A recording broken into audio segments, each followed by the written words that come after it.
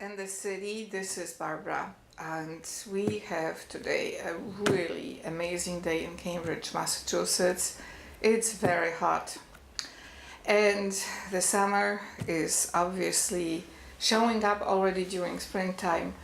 But one of the great things about being in Massachusetts is that there are many different seasons of weather. So I was thinking that this is really a beautiful time of life opening up. I got today a nice, beautiful lucky tree. Some people call it money tree. And I love that particular kind of plant. It's a little palm, but it really looks as if it's some other plant. It doesn't really look like a palm. And I just wanted us to focus on life. In America, we have actually constitutionally assured right to life. It's in Declaration of Independence. And right to life today, some people think it is connected with a reproductive system of pregnancy, but the way the founding fathers were thinking about right to life was about the entire life of a person once the person was already born. And the thinking about the pregnancy is unknown to me. I didn't really read anything about what was happening at that time. But a lot of our focus today about the so-called right to life is about right of birth. And it is a form of right to life, but it's not the entire thing, because what's the point of having a baby born and then there's no food for the baby, or housing, or money, or future? So right to life means right to the lifespan of a person. And that lifespan is different in different families and different individuals, but it's a very powerful right of human beings. And obviously in the Judeo-Christian tradition, it is also enshrined in a commandment from God himself. Moses got commandment from God, thou shalt not murder. So God himself is behind the American founding fathers' understanding of right to life. And once again, we have to restore meaning to words so that they do not erase and cancel out the heritage that we inherit with those words. And the reason right to life is very important is because there have been a lot of fear and anxiety for survival. So what would be included in the right to life once a baby is born? Because I don't want to get into the situation of pregnancy. It's a different category of thinking. It's very controversial. It is viewed differently by different people in diverse religions and denominations, and I just don't have enough wisdom on that topic yet to talk about it. But once this baby is born, I'm just certain that as soon as that baby is born, the right to life for that baby to be here on earth and to live the lifespan is assured by God, and in case of American civil law system, also by American political constitutional document of the law. So we have all kinds of laws forbidding murder, and we have to become very sophisticated about what it is. it's not only directly destroying another person's life, it is also creating circumstances in which that life cannot live, like lack of food, lack of housing, lack of income, lack of possibilities to develop that person's joy and happiness. That's why in American Declaration we also have right to liberty and right to pursuit of happiness. Pursuit of happiness is connected with right to property, with right to have joy in life, all kinds of things that my program focuses on, because Happiness and the City is focused on that right to pursuit of happiness. But there cannot be the right of pursuit of happiness if we have no life and if there's no liberty but just restraint and enslavement. So those three rights go together. And I think that today a lot of anxiety and fear about life is connected with the fact that financial situation has been developed so that almost everybody is in a form of debt at a very high percentage point, while at the same time the banking institutions virtually have no interest and there is virtually no interest coming to savings. So it's a situation that created a very strange sense of security. Those who own those quote debts feel secure, while those who are debtors go through hell of insecurity. Now, if we have a situation in which such huge numbers of people feel insecure about finances, then we don't have assurance of right to life, because security and safety of daily incomes, of daily rhythm and schedules of life is essential for life to develop, to be healthy, not to be depressed, and to have normal human interactions with others, with family members, with neighbors, with other people we come in contact with. So I've been thinking a lot about how to solve that problem, and I've been looking in what is called divine law, divine right, from the point of view of history, because I want to know how different kinds of laws, and as I was talking to you before, the four major systems of laws: divine law, universal law, natural law, and civil laws are four laws I've been really interested in recently, and I would like to have more knowledge about.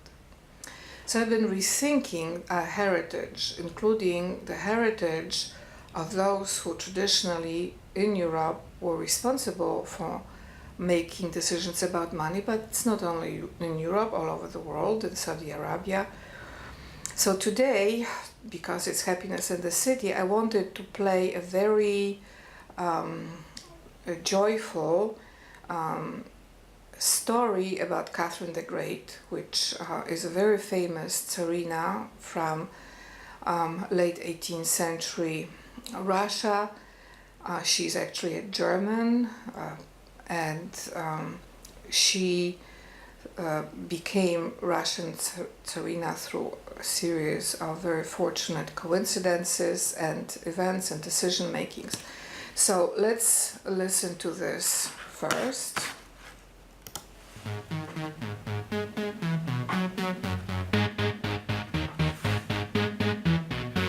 Russia.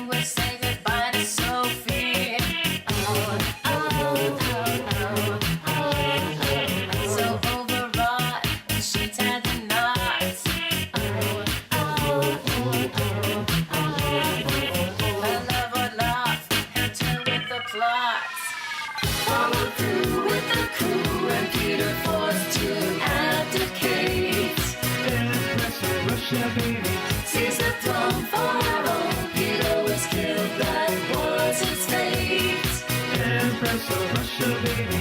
Catherine the Great. Catherine the Great. Expanded Russia through to Russo-Turkish wars. Bits of Poland and Ukraine got access to warm water ports. Welcome to the God system called the instruction. Great for the nobility, for serfs it's no fun. Oh, she got a shot, such an autocrat.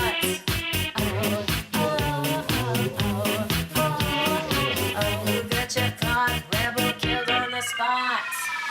Westernized, modernized, she idolized Peter the Great. Empress of Russia, baby. What you write, the enlightened philosophes of the day. She was a thinker, baby. Catherine the Great.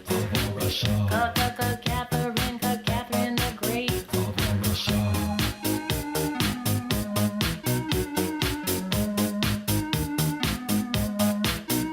All my lovers tend to help me in policy, and when we are done like Potemkin, no denying, I give them land and peasants or money. I advance education, took the first vaccination, progressive ambition, St. Petersburg, the northern Venice. It's no lie, she gave rights and privilege to the gentry. Wanted to please them, maybe.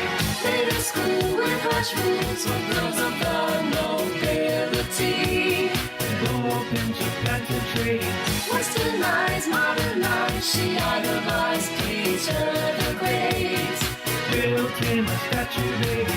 And that lie, how she died, is called her legacy disgrace. Of horses, but not in that way. Love the arts, Voltaire called her the star of the North, yeah. The Hermitage was your collection. Died of stroke, it's no joke, 34 years, the glorious reign. She gave Russia some direction. Catherine the Great. Catherine the Great.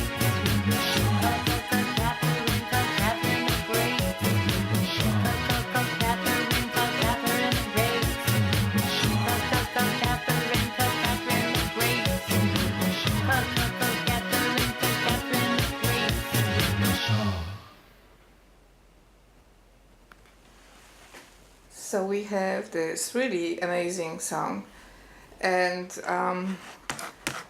I just wanted to tell you that in my life I had to go through huge transformation about matters connected with the story of Empress of Russia. Years ago I was very fortunate to co-teach world history course at Harvard University, and we focused on all rulers of the world. It was one of the organizing principles of learning about history of different countries of the world. And my view of Catherine II at that time was very limited. I was looking at her only from the point of view of what happened between her and Poland, because Poland during her reign lost sovereignty, and Polish sovereignty was shifted to Russia, to Catherine II. And it took many years before I came back to her story, but this time I looked at it from the point of view of what I knew about God, because I spent a lot of time searching for God and learning about the biblical stories of biblical rulers.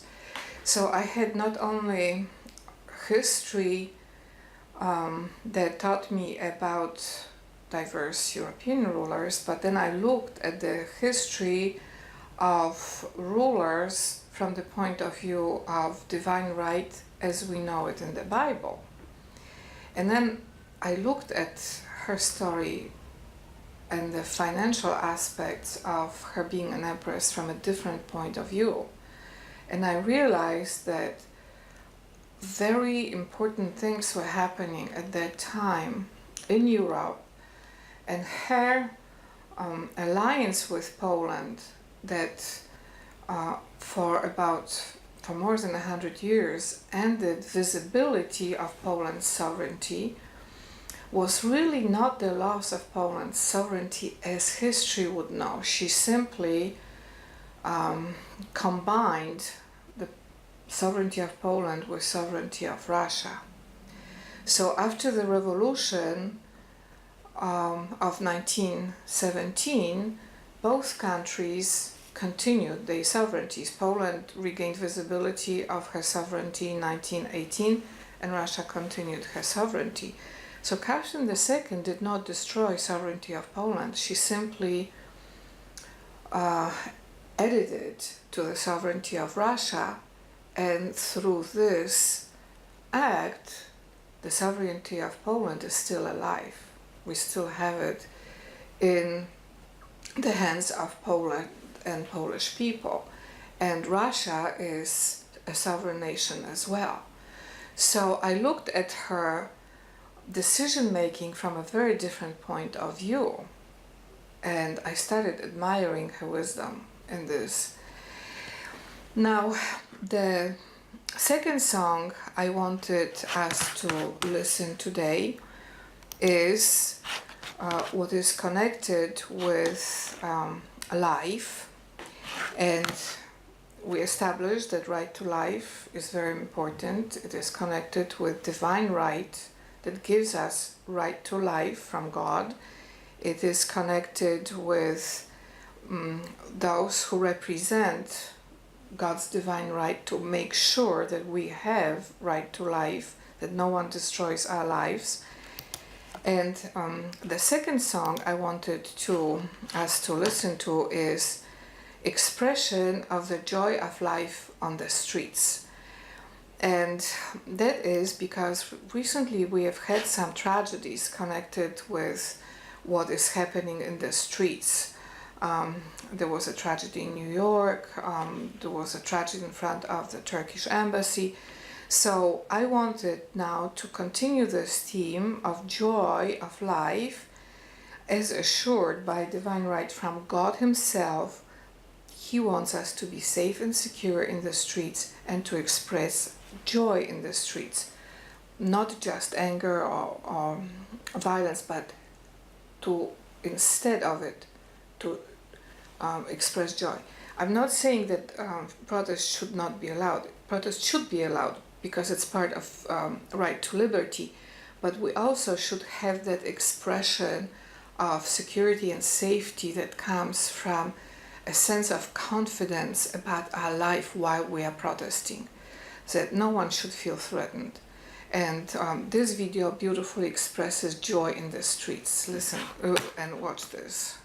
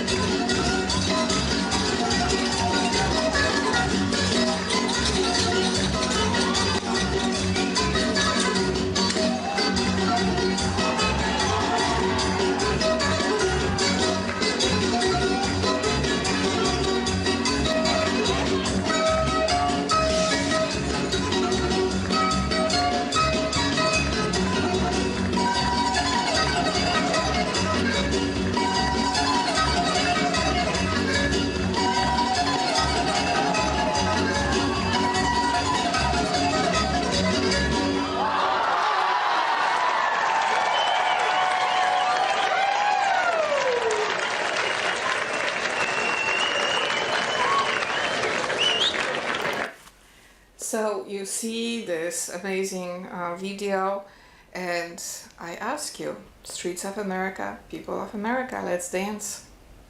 Streets of the world, people of the world, let's dance. Let's dance and joy. Let's end those warlike activities and let's learn how to develop peace and enjoy our right to life and to be happy, to pursue happiness, and to learn love and to learn appreciation of liberty and knowledge and nobility and beauty.